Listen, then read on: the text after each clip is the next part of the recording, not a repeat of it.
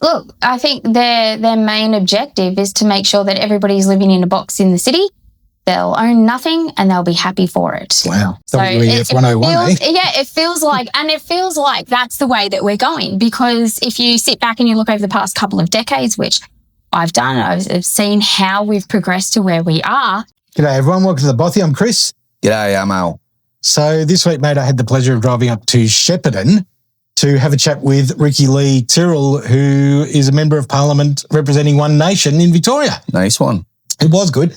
And that was ostensibly to chat about the Kuba solar farm that we've got our little documentary that we're working on, but also just to discuss politics in general. And firstly, it was really refreshing to talk to an old school politician who wants to put her constituency ahead of politics. What? Nah. No? I don't believe that. Righto. I can't believe it. Okay. It just doesn't sound right, does it? And secondly, you're not going to believe this bit then, was prepared to answer questions with straight answers and solutions. No, does not compute. Does not compute. Oh, wait, no, I'm thinking of Labour and Liberal. And National. And animal justice. Yeah. And legalised cannabis. Yeah. For those of you that aren't aware, Rikkie-Lee is a Member of Parliament representing Northern Victoria region in the Legislative Council for One Nation. She focuses on community, liberty and quality of life issues, and all she wants to see out of her time in Parliament is to see all Australians living their best lives. Just doesn't sound right from a politician, does it? Mate, she was open, she was honest, she was really friendly, down to earth, really, really strong representative of One Nation and what they stand for, and I can't thank her enough for her time. She was actually very generous, considering we're a nothing channel with virtually no real very audience. Few, compared to so many of our peers. Yep. She was very, very generous with her time. So thank you very much for that. But without further ado, mate, why don't we step into the interview and then we'll come back at the end and have a chat about what we heard, because she goes into a lot of stuff, mate. Comparisons to the WEF. It gets a bit sounds deep. like her politics are very similar to mine. Yeah, exactly right, yeah. Like the sound of her. Enjoy the interview, guys. So thanks so much for spending some time with our little channel. It's very exciting for us. Thank you for coming. We are trying to get more into the field more to talk to farmers and politicians just to get some feedback on what's going on. But you're seen not only by your constituency but also by Victoria more broadly as someone who will actually stand up for the people. Yep. And the work that you've been doing, whether it be in Parliament or with local groups, is amazing. Some of the stuff you've done is really incredible. And I know the crew down in Colburn are really appreciative, and everybody I speak to around the state always talks about you as someone who is standing up for the people. You're not just a face in Parliament, you're someone who actually does something. So, oh, thank you. Well, the people are my fuel. They're the reason why I get up every day. I wouldn't do the job if it wasn't for the communities that I represent. They are the reason why I am. Yeah, great. Yeah. So let's hook into some of these questions. So you're a regional Victorian, obviously, a dairy farmer, I think I read on your wiki page. I was involved in the dairy industry for 20 years. I've recently separated from my husband, but that doesn't mean that I am divorcing the agricultural industries. Right. Yeah, I know that they have a future if we are supportive of it, and we need dairy. We need agriculture, not just dairy, sorry. We need all of our prime agricultural industries to thrive. We need to get them back on their feet and producing what Australia is famous for producing, and that is the best quality food and fibres in the world. Exactly right. Yeah. Yep. So we'll talk a bit today about the Kuba solar factory. I can't call it a farm. I can't call them farms because they're not, be it wind factory or solar factory, out in Colburn. And that's been fast-tracked through the Development Facilitation Program. This has seen a lot of potential red flags from not only the landowners, but also from people like us who are just observing from a distance. And that all comes from the submission from Ven Energy that seemed to be lacking in a lot of the information. So we just wanted to get a feeling today of how this information gets through Parliament and gets approved without all of the details being read through. And some examples of that are the soil test was taken from 1960s data. The submission didn't include a bushfire risk management report. The flood impact report was taken from non-flood times, even though there were 3 floods during the submission periods. So all of these things come up. It's a declared irrigation district that in the report it says it's not. So how are these things overlooked and passed through this fast track program? It's just legislation. So unfortunately, we were outnumbered in Parliament, and the Labor government had the support from the progressive left to make this legislation possible. And it knocks out a lot of what we traditionally had. So having to go through all these processes to get something like this approved, they've cut that. They've kind of just leapt over it all now. And the only way to be able to take it back and bring it back to where Victorians seem to be happy with that kind of process is a change of government. And we need a change of government with the support of the crossbench. So you can't think just getting the coalition in will do the job. You need to make sure that you have the right support on the crossbench. And at the moment, unfortunately, we've only got a couple of people sitting on the crossbench that hold that balance of power normally, and that is usually legalised cannabis, and that's just 2 people. But they are led by a loud and proud communist and also advised by Fiona Patten from the Reason Party, who was one of the people who were responsible for enabling Victoria to be locked up over the COVID pandemic. So, yeah, if you know the way that she votes on a lot of things, you can understand why we're seeing this mass push of approvals now for the renewable energies. Okay. Animal Justice Party were involved in some of these as well, correct? So Georgie Purcell, Animal Justice Party, the Greens, and legalised cannabis. So we're talking about the upper house. Yeah. And all legislation that comes from the Legislative Assembly, or what's known as the lower house, needs to come through the council where I sit and where Animal Justice Party, legalised cannabis, and the Greens are holding that balance of power sit. Right. Yeah. Okay. So really, they disregard anything that might be wrong with the submission in this case and just approve it. Yep. It's almost as if there's no checks and balances, no due diligence. No, they've got their eyes on the prize, which is getting their agenda of the renewables up and running, even if it comes at the cost of 70% of Victoria's prime agricultural lands and the community surrounding them. It's frightening. It's terrifying. Yeah, we're not going to be able to feed ourselves. No, exactly. And it really gets my goat when people are saying, "Oh, you can graze under these the solar panels, or you can farm around wind turbines." No, what we're seeing at the moment, especially with the wind turbines, a lot of the communities, it's having adverse health effects on the people that live there, and also the stock. We've seen some data come out where goats have been dying of sleep deprivation. And they're literally falling apart. Like, there's massive chunks of wind turbines that are flying off and landing in the paddocks. So to say that, you can safely produce around those, it's getting ruled out pretty fast. And solar panels, you can't grow anything under those. If you see any vegetation on them, it's just weeds. Yeah. And who can sow anything under those to begin with? There's no machinery out there or equipment to be able to do that, and then nothing is going to grow under them. Yeah. And my biggest concern is what's coming out of these solar panels, what's being leached out of them over time, and if there's damage as well, what are the heavy metals and toxins that are coming out, going into the soil, into the waterways, and also being transferred from the soil into the plants themselves. Yeah. So, and there's not enough research. There's no data out there to show what's actually happening. So that's a big concern of mine, because some of these things, you're not going to be able to recover from that down the long run. I'm thinking decades away, people are eating, say, meat products from, say, sheep that are supposed to be grazing under these. Yeah. What are the sheep absorbing from them as well? Because sheep, they'll lick the dirt, to get minerals out of the dirt. What else are they licking up under solar panels? Yeah. And I do have a neighbour who has had sheep grazing or been adjusted in solar areas, and he said he's never had wethers that have had sunburn before. It's not sunburn, it's radiation burn. So they're getting radiation burn on their nose and their ears, and some of them, they'll go and perch up next to one of the solar panels for some shade, and the moving compartments in them catches their fleece. Right. And if nobody's sitting there 24/7, which no farmer is, he'll come out and check them the next day and there's a sheep wrapped around it. It's exploded because that's happened, you know. It's not safe. And then another big concern of mine is the fire hazard. If these things go up, they'll burn for a long time, and what are they releasing into not just the soil, but also the air and the surrounding communities. So, and are the CFA even able to go and fight these fires? Have they been trained? Have they got the right equipment? No, and they're not. I think there's supposed to be training underway for it, but there's nothing that's finalised yet.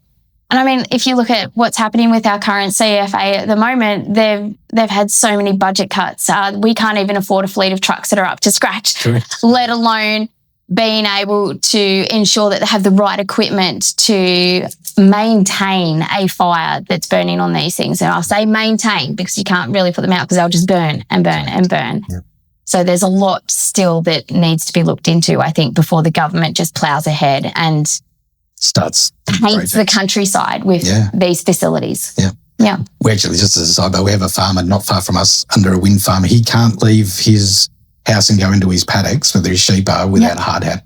Yeah. Because these bits are flying off everywhere. It's it's really dangerous. Yeah. And look, I've been over to Europe, in Germany and all, where they've got smaller turbines because we've got the big ones out here, and the hills are just, you know, lined with these things. And I'm pretty sure I only saw half a dozen turning. Yes. And at the time we drove past, I think it was an old coal fire power station, and they've just fired it back up to start. And a lot of them are doing that. They're firing up their coal-fired power stations. They're really investing into nuclear. Nuclear is a good one. Yeah, I think we really need. Yes. Why have we gone down that path? Yeah, I do too. A lot of people are like, oh, not in my backyard. Look, if I had the space and the land, I'd be happy to have one in my backyard. I think if they are built in Victoria, it will be in our backyard because we're down near Hazelwood. So, that's a great place to put it. Exactly. Yeah, exactly. So, and it keeps industry there for the community because, let's face it, that community's suffering. Yeah, it has. The government's been taking a lot from the east area of Victoria, the wood industry, the timber industry, and now the coal. They're really tackling everything. And we're also doing a lot of the oil and gas rigs down there also are coming to the end of their life, which will be shut down too. Mm-hmm. So they really need to look heavily into a efficient and productive and wanted industry for Victoria. And I think nuclear would be one of those. There doesn't seem to be any avenue for landholders or farmers to appeal. And now, of course, with the EES being pushed aside, VCAT's been taken away. VCAT's been taken away. So what do? They rally together and they protest. They grow in support, like the communities. I've said from day dot, as soon as I got elected in, the first community that reached out to me was at Bobbinawara. And I said, make sure you stick together, and any other community in the region that you see, make sure that you form ties with them and communities, because it's volume, the volume of the voice. I said, that's where you'll find your power. The more people that push against this, that rally together, the more likely you are to be heard. And we're seeing that, which is great. When I went out to Horsham recently, there was a lot of community groups there that had representation, which was fantastic. And they've got to do it together. Victoria has to unite. Regional Victoria needs to unite to save their home against this government. And all they can do at the moment is keep fighting together. We're seeing some farms where there's the VNI West line that's proposed to go through, and they're blocking access to people now. Look, they're facing fines, but we're only months away from a state election. So if the Victorian people wake up and they do change the way they vote, which we're seeing a lot is changing at the moment, hopefully then, those fines will be abolished in due course, and we'll be able to save these farms. Yeah, and that's what it's going to take. They are working hard. A lot of the farmers out that way, Ben with Farmer Fight Back, those sorts of campaigns are uniting the people. There's been some recent changes to compulsory land acquisition recently, in that we no longer need to wait for the environmental effect study. We could just push ahead and acquire the land regardless of what effects that might have on the landowner or the crops or whatever. I saw you stand up in Parliament and speak against that, but obviously the numbers went the other way. These amendments fundamentally expand compulsory acquisition powers under the Electricity Industry Act 2000. They allow easements to be acquired not only where they are required, but where they may be required. May be required is not a narrow test. It is vague. It is speculative. And it dramatically lowers the threshold for the state to take control of private land. We are talking about farmers. We are talking about family properties. We are talking about generational land holdings across regional Victoria. And this Parliament is being asked to sign off on broader land-taking powers with barely any notice. Yep, and it's terrifying to know that this is the direction Victoria is heading right now. My big concern is this is just a starting point. If the Labor government continues to hold power in Victoria, when will it stop? Will it stop? Yeah. It's just starting here in regional Victoria, and we know that everything, or the majority of things that do happen in Victoria start out here in the regional areas, and it's like a ripple effect, and it will work its way towards the city. Yeah. There were a couple of things in your speeches that caught me off guard. The term may take your land, that really frightened me. Mm-hmm. I mean, that's open to any interpretation. They can come and do pretty much what they like. And we're not talking little amounts of land either. It's acres and acres. It's big easements of land. Yeah. And it's not even if they do need it now, it's if they may need it in the future. So that is scary. If they think, oh, we might need it down the track, we'll take it now. Yep, they can do that. Will the compensation be commensurate with the land they're taking? Has any of that been worked out yet, or? We haven't seen the figures. The government has assured us that there will be compensation and that it will be adequate. But what's adequate in the government's eyes, in my opinion, is nothing what Victorians will feel will be adequate. One example we heard of was for a potato farmer with the Western Renewables link. He was going to lose a fair chunk of a paddock, and would mean a shortfall of about $40,000 a year in revenue, not profit, but revenue. And the compensation he was offered from AusNet, and obviously there'd be more coming from the government, was about $8,000 a year. There's a massive gap between what he needs and what he's going to be offered, I fear. Exactly. So, like I said, you know, what's reasonable for the government might not be reasonable for Victorians. And I think the Victorian Labor government does not know the value of a hard-earned dollar because they never have had to do that themselves. It's just everybody else's money at their fingertips.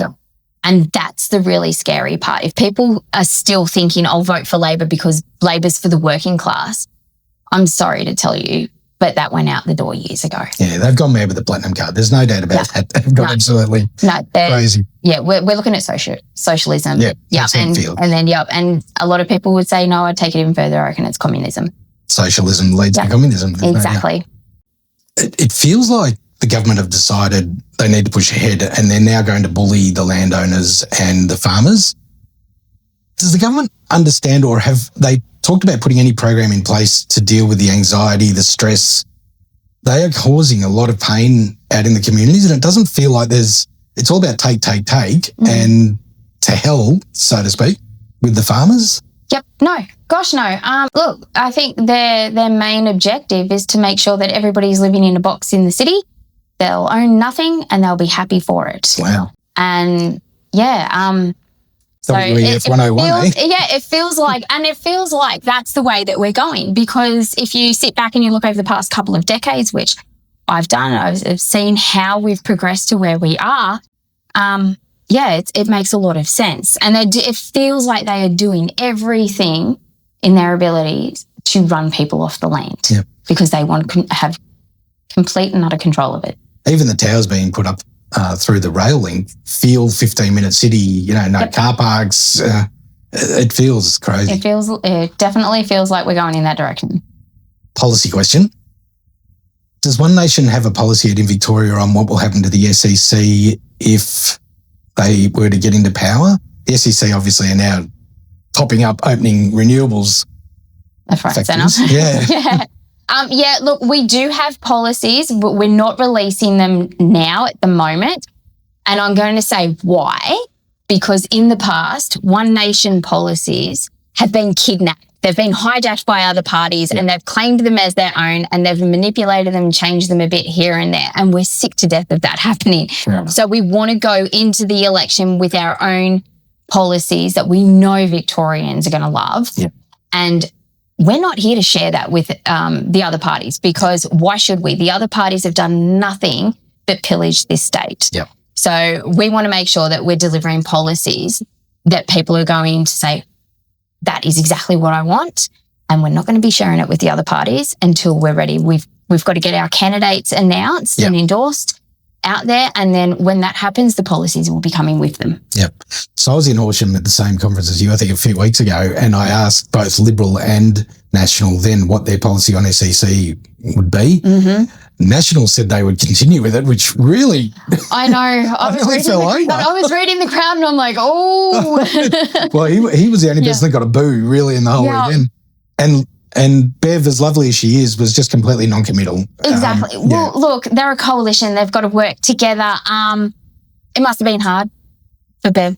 Yeah. I think. I have a lot of respect for Bev, and a lot of people there do as well. Yeah. So that's why she didn't get heckled and booed like Mr. O'Brien did. Yeah.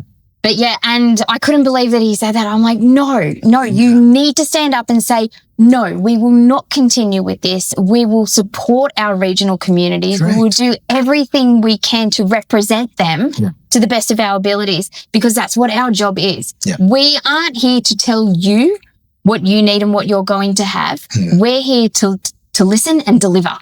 So we represent the people. We are simply representation of the people. And if I'm not representing the majority of the people that, in my constituency, then I'm not doing my job. Correct. I'm not doing it right. Yeah. Is there any way that there could be changes made to the development facilitation program down the track by One Nation if they get in? Can that be wound back? Yes. To at least not include renewables? Exactly. Yeah, look, if anybody's been following One Nation for a time now, they will know that we are firm against the renewable push. There's nothing renewable about them. They have a really short lifespan. They've got an enormous footprint, especially on prime agricultural industries, and the amount of waste that they produce to dispose of them at the end of their life is, I can't swear, but it's well, you can. It's a bit of an environmental catastrophe. Yeah. It's a long way from recycling. That's exactly. Sure. Yeah. A lot of people go on about recycling of them. I've had people who are pushing wind turbines saying, we can recycle so much. And I'm like, what can you recycle? And he was going on about the pallets that they come in, like the wooden pallets. And I'm like, are you kidding me? I'm not talking about the pallets that, you put in these bits and pieces on. It's the actual turbines themselves. And the amount of concrete that they need, the footing as well, they're only supposed to take a certain amount of that off when they get rid of them. And the rest stays in the ground. Yeah. So tell me how that's recycling. No, it's not helpful. Yeah. So candidates for the Victorian election, when can we expect to see some of those being rolled out? Announced hopefully soon. I'm hoping at least at the very latest by the end of April. We've actually had over 700 applicants this year. Yes. That's the biggest one for Victoria ever. We do have, like you said, we're a grassroots party. So everybody that's going through these are unpaid. They're volunteers. The executives volunteers. Yeah. They're dedicating a lot of their time to doing this, but it's a process. It's going to take a long time. We do have potential candidates that have run in past elections. So the federal election that we recently saw. So at least they won't be too much. I've already had paperwork and all sent to me that I've signed and sent off. So we're in the process of doing it. Yeah. There's some good names already being talked about in Victoria that I've heard, which is exciting. So I'm looking forward to seeing I hope you know I'm one of those. Well, you're already in. So I heard, but you're ahead of the curve. I still have to go through the same process as everybody else. Right, okay. Yeah, I'm absolutely positive that you'll be there come November and after. Fingers crossed. Yeah, you will be. What does it mean for you? Will you run again for the Legislative Council, or will you look to move to the Assembly? What are your future at the council at the moment? Look, you bet your ass I'll be running for a long time from here to come. I can't give up on my constituents. The more I do it, the more support I get, the more people I've got needing help on certain issues. I can't give up on them. And I love my job.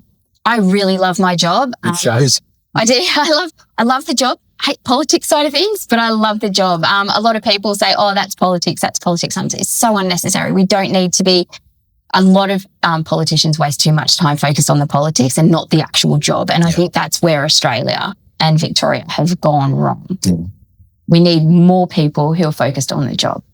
One Nation, the work from home policy that is supposed to come in June and then take effect from September, for small business in particular, that is scary. I know in the businesses I've worked in, some were small, some weren't, but a work from home policy would have ruined some of those businesses. Yep. What's your take on that? I mean, I oppose it, strongly oppose it. Look, this is just another example of the government sticking its nose in where it doesn't belong. Yeah. And like I said before, they don't understand the value of a hard-earned dollar because they've never had to do it before in their life. And they wouldn't know how to run a business. They don't know what's involved. They don't know the amount of sacrifice and hard work business owners put into employing staff, keeping them going, training them, whatnot. And just to say, oh, it's now legislated that your staff get to work from home 2 days a week. It's just so unnecessary. I'm a really flexible boss here in the office and I've let staff work from home. Yeah. They're far less productive when they're working from home. Some of them are great, others aren't. So it depends on the individual too. I've noticed that it's also a generational thing. So I've got people from my generation that I know if I let them work from home, work's going to get done. But if I've got people, say, from sometimes a younger generation, they need to be pushed a lot more and they need to be supervised to get stuff done. And I'm not saying that's all of them. I'm just, in my experience in this office, that's what I've had. So to think that now that's going to be legislated onto all business owners. But shouldn't it be your say as a business owner? It's your business. And like I said, it's another example of the government sticking their nose in where it doesn't belong. And they do that not just with businesses, but they also do that to the family unit. Yeah. They're sticking their nose in and saying, oh, this is how you must raise your children this way, or this is how they have to be educated if you send them to public school. Don't get me started on the curriculum, like the way that they're raising children and forcing certain political genders down their throat. It's disgusting. Yeah. My kids are both in public school, but I make sure that we have a good discussion every day when they come home about what they've been taught. And then we have a critical debate about certain agendas that they're not comfortable with as well, which is great. So I keep my finger on the pulse. Yeah, and they're really good. Even though I am One Nation, we're considered a right-leaning party, I've made sure that my kids are just raised to be critical thinkers and they question everything. And God forbid, if they grow up and they want to be Green supporters, we will have healthy debates about that. Yeah. But I don't think they go in that way. But I've made sure that they know what each party stands for and why. Yeah. But they don't have any hostility towards them as well. They're just like, okay, they want to achieve this. We don't understand why, but they have that right to do that in Australia. That's democracy. Yeah. That's the beauty of Australia. Yeah. What's your message to Victorians? I'll let you finish with. My message to Victorians, please, for the love of God, do your research before you go to vote. I did that before I joined politics, and it wasn't before I voted. It was before I joined a political party. I knew I had to do something for my community. It took me a half an hour internet search, I think. So I researched every party that was registered in Victoria, their policies, what they stand for, and then you can even see what their voting history is like, what their track record is like, so you know who you're going to be voting for. Yeah, don't go by all the big fancy signs or the pretty-looking candidates or whatnot. Make sure you know what you are voting for. Yeah, what they stand for. Exactly. So important. Yeah. Who they're going to support. Yeah, I mean, a name of a party might seem good, but what they actually stand for could be the complete opposite. A lot of people voted for legalised cannabis, thinking that they were voting for, a party that stood for just legalising cannabis, but no, that party is very left. Yeah. And so they're... We did a story they were part of a story we did a few weeks ago about their values, and their values don't match. They don't align. No. So that's what I mean. You've really got to do your research. Yeah, and that's all. And look, if you're confused about who to vote for, pick up the phone, ring your candidates because they'll all have a phone number there on their Facebook page or whatever, their candidate line, and talk to them. Yeah. Run them through the questions that, you want answered. Yeah. So thank you very much for giving up your time. Really appreciate it. And the message from the constituents around, whether it be the gun laws, the Rochester pool, the CFA work that you do, it really is appreciated far and wide. And everybody I talk to speaks so highly of you. So thank you for giving up your time for one little tiny channel like us. And we really appreciate it. Thank you. No, thank you. The gratitude's all mine. So from some of that, mate, it sounds like Labor just have a free rein to do whatever they like with the help from these even more communist left-leaning little parties. If people don't wake up, mate, we've got this for another, 5 years? No, don't say that. But have they left it too late for their push? No, I don't think so. I mean, if they get their candidates out by the end of April, that's 6 months. Well, we know Labour are winning no one in regional. No one. No, you wouldn't have thought so. Nobody in their right mind is going to vote them in from regional areas. Yeah. But the city is where they do their talking. Eh? Yeah, and that's where a lot of the and votes the are. unions and all the rest of it. Yeah. Eyes on the prize ahead of the community. 70% of arable and agricultural land. Scary stuff. Yeah, so where are we going to be? We've heard that. How many times have we heard that now, that number? What are we going to be eating? Yeah, no, something important. Dirt. Well, if there's any left. Or as you said, I think you said in our last video, it'll be stuff from South America and Asia. Yeah. The cheapest place you can get from. Yep. Yeah. Not fresh. No. Having been shipped over here. I'm going to have to grow more veggies, mate. Well, we both grow veggies, but not enough. Not enough. You got to wonder how Georgie Purcell from the Animal Injustice Party, as I like to refer to them, feels when she hears stories about goats dying from sleep deprivation and sheep getting blown up and spat out by moving solar panel parts, and she's for the animals. She's potentially on the Labour bloody payroll, so what does it matter? She got into the Legislative Council. She won 1.53% of the votes and got in on the rest on Labor preferences.